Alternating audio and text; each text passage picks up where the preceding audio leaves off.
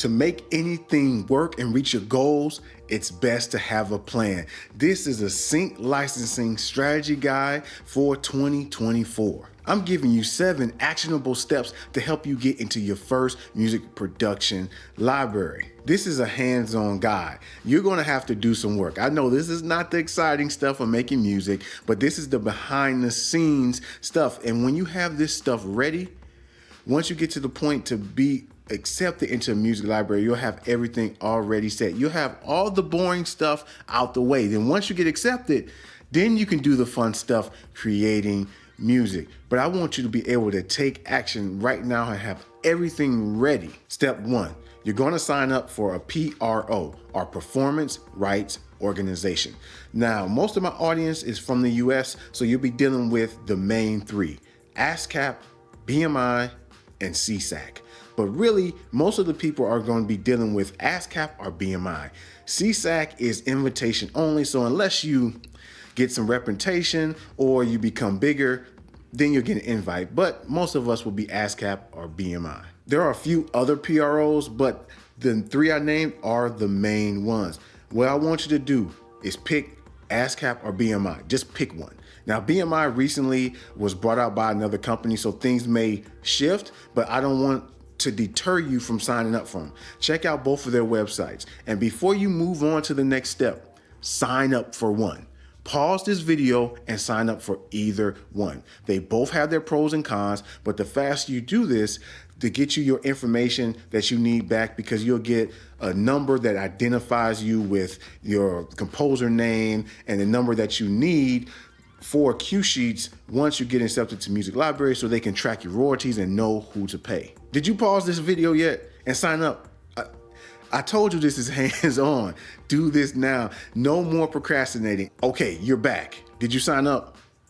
I hope you did, because we're taking action. We're moving fast. I'm trying to get you to the music library in 2024.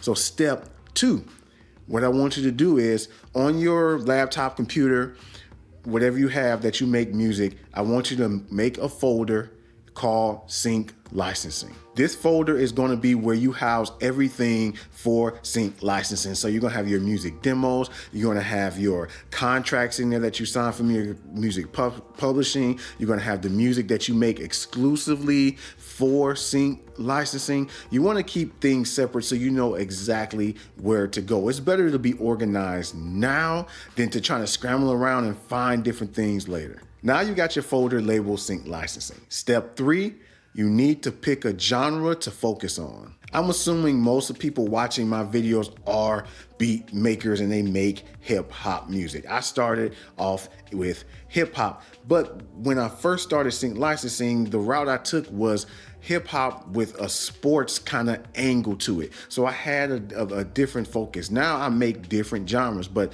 you need to pick one genre. So if you make hip hop beats, do you make boom bap? Do you make trap? Do you make East Coast, West Coast? Whatever you make the best music at, choose that lane. Once you decide on a genre, I want you to make a themed album. This will be between 5 and 10 songs. These songs are going to be your demo songs. So you're going to put these songs, once you make them, into your sync licensing folder under another folder called demo songs. So these would be the songs you send to people. These would be the songs that you have up on streaming so people can listen to and see your quality of work. Now, if you're making music for artists, don't necessarily pick all of your best songs, right? That's why I say just make more music. I know you want to make music anyway, so just make more music so you have a concentrated 5 to 10 themed album. Also, make the tracks about 1:30 to 2 minutes. They really don't need to be long. Once you get into music licensing and you start getting briefs, most of these music briefs tell you to keep your music under 2 minutes. At least from my experience, it can be longer depending on what they want and need, but most of the time, under 2 minutes is fine to have your music. If they need to re-loop your music, the editors would just cut the music anyway. Once you finish having those tracks, make sure you export them as a high quality MP3. If you already have a good mix of 5 to 10 songs that you can put together that sounds great as a cohesive demo album, then I would advise you to use those too. But if you're making like music for artists and stuff, just keep things separate. You know, if you don't want to put your best beats in your sync licensing folder, you want to keep those for artists, go ahead. But your best beats may never be heard by artists, and they could be used for sync. So you never know. That's why I advise just making new music. You already love making music. Just make another album of music. Okay, have you did all the prior steps? You got your music album together? I hope you're working. I hope you're working, because this is not just to listen to me tell you. I want you to do these steps as soon as I tell you the steps. So the next step, number 4, sign up for cloud storage. Every music library and music supervisor, ad agency, whatever, etc., has different ways they want to receive demo music. Some like streamed music, some like files. I would suggest you sign up for the free cloud services. Dropbox has one free, Google Drive has a free. Like I said, some people may not want you to send links through Dropbox or Google, but at least you have everything ready. So with that album you made, because you already made the album, sign up for these services, a Dropbox or Google or something like it, and put that music up in the cloud. That way, if something happens to your hard drive, you already have your demo stuff ready to go, and you have a place where you can send people easy links, and it's already made and done. You'll be surprised with this step how many people don't get into music libraries. They read how to submit their music and they don't listen to directions. It tells them, hey, give us a SoundCloud link, or give us a website link that has streamed to your music, or we prefer Dropbox. What I actually use is a service called Disco. Now, a lot of music supervisors use this service. A couple of production libraries I'm in use Disco, and it's basically just a cloud service that is more geared to music production. So you can put things in there like metadata with your tempo, what the song sounds like, and it's just real good for music. You can download the files and you can listen to them without downloading. So it's a really great thing, but Disco cost. That's why I would advise signing up for a free cloud storage. Step 5, you need a master list, a master sheet to keep yourself organized. I know organization, that sounds crazy, but you probably organize your beats in some way, your drum sounds, and if not, you should be organizing. So I'm gonna give you a little treat on this one. I'm gonna spoon feed you a little bit. I've already created the sheet for you. So if you look in the description, I've created a Google Sheet that has pertinent information that you'll want to fill in, and it helps you keep track of where you're sending your demo songs for music library submissions. So in this step, you ain't gotta do much work. I did the work for you, but the work you eventually have to do when you fill it in, it comes in step 6. And this step is contacting music libraries. Out of all the steps, this part is going to involve the most work. That's just the name of the game. You're going to have to research and you're going to have to network. A lot of ways to find music production companies and network are online. This stuff is free, especially in this day and age with a Google search. I know some people think content creators love gatekeeping information, but let me ask you, how could you gatekeep information that's already available and free?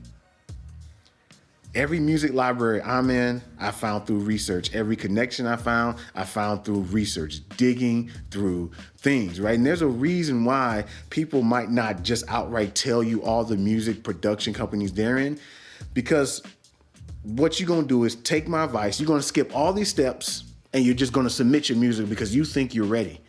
You may be, you may not, but this person telling you has an experience and they've worked through it. So listen to what they tell you. So you go off, you just take all these production companies and just spam emails. Well, eventually, if this company see you just spamming emails because you just want them to listen to your music, they might reject you or not listen to you, even if your music is great, because you just spammed them with emails. There's different ways to build up your approach and rapport with someone to make a tactful email that someone would respond to. So people aren't gatekeeping information. It's already out there free, and that's how I learned all of my information, in addition to talking with people that helped me along the way. Once I got into a music library, that's when they actually coached me on things of how to format my music and make it sound ready for TV. I'm not gonna leave you hanging on this part. Even though I said this is where you gotta do the work, I'm gonna show you 2 ways, give you the foundations of how I started my research and how you can start your research to find these music production libraries and contacts.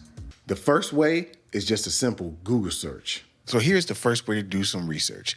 Simply type in music production libraries. You see, I already have it pulled up. And we have some sponsor stuff and we have some other production libraries, but I'm gonna click, this one is look interesting right here, this AMP Canada libraries. Now, even though you might be in the US, you can still apply for different libraries across the globe. Some people, they prioritize their country of origin, the people who live there, but I'm in Canadian libraries because I'm in Canada and I'm in US libraries. But look at that simple search for music production libraries. So you have all of these that you can go through.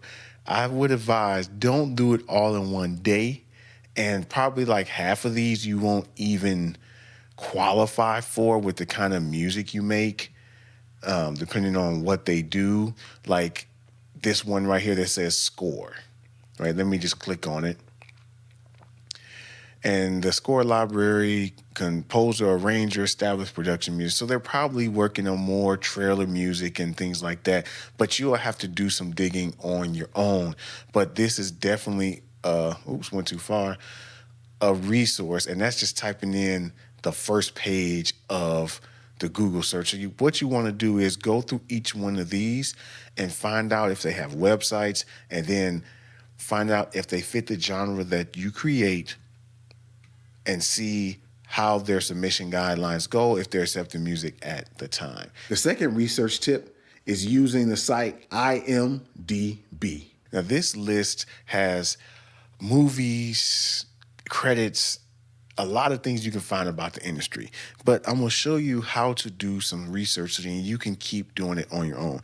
So I'm going to type in love and hip hop, one of the shows that I have my music on. So I'm just going to use Love and Hip Hop Atlanta. What you want to look at is the important information. If you see right here, IMDb Pro, so you can see production information. Now, clicking on the link, let's see what it brings up. So you can get a membership to this. They actually have a free trial going on that you can try for 30 days. And you see what it gives you: contact production companies, distributors, you got advanced searches, things like that. But you can sign up for a free account. That's what I'm actually using right now. And just to show you the research of how I would go about it when you're trying to look for production companies, this right here, this all cast and crew. So this is the free part you can watch or look at on this website. So this is going to tell you every person that works on this show.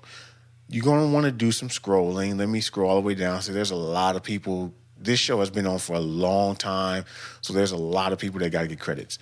But this is the part down here that we really want to focus on, and you want to pay attention to these bolded titles. So series produced by, you might not find people to contact here. You want to mostly look for things that say music on them.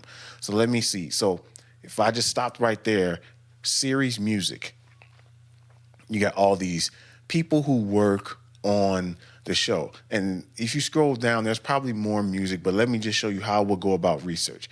So this first guy, Benjamin Forrest Davis, let's just open up and click and see.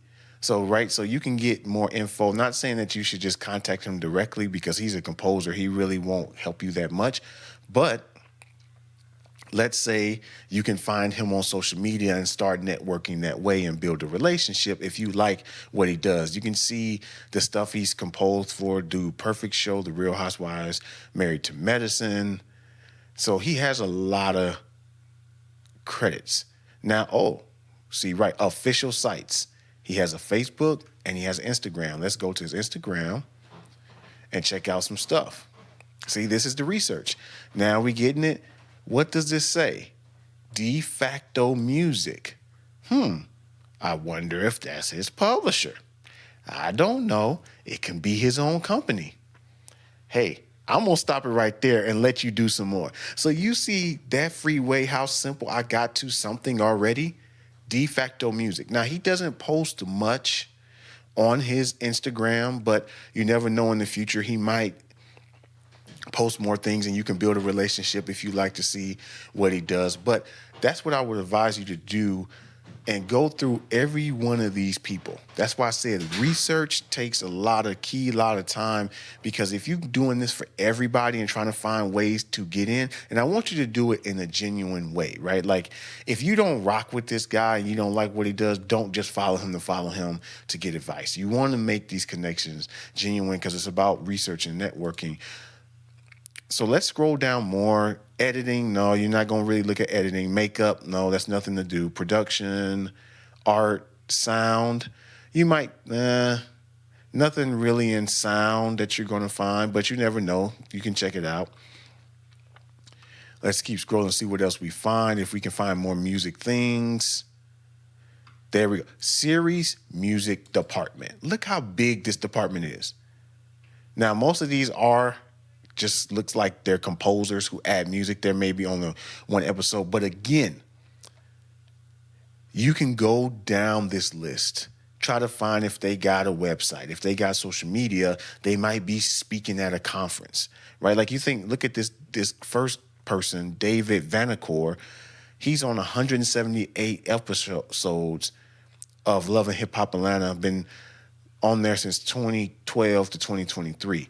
He might be giving a talk in some kind of low-key seminar. He might have some stuff on his website that actually indicates what kind of libraries he works for and stuff like that. So you see how you can get away with research, but this is the part you have to do, and you have to put in work. Just like you put in hours making the perfect beat, trying to find the perfect snare drum, this part is just as important as making that perfect sound. So through your research, you've probably found one music production library that you think your music is a fit for. Here's one example of a music production library submission sheet. So a part of this last step, if you made this far, this is a little treat for you. So I've done some research, and this, what you see on the screen, is a music licensing company, Marmoset. So give yourself on a pat on the back, because you came here and I did a little bit of work. I spoon-fed you a little bit.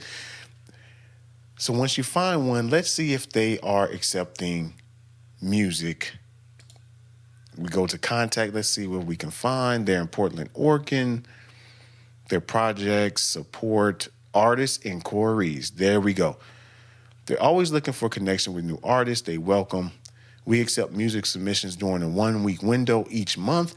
So that's an important thing to understand when you're submitting a form. They only do it during a 1-week window, and they don't tell you what it is. So that's why things can take a long time. So let's click this submission form.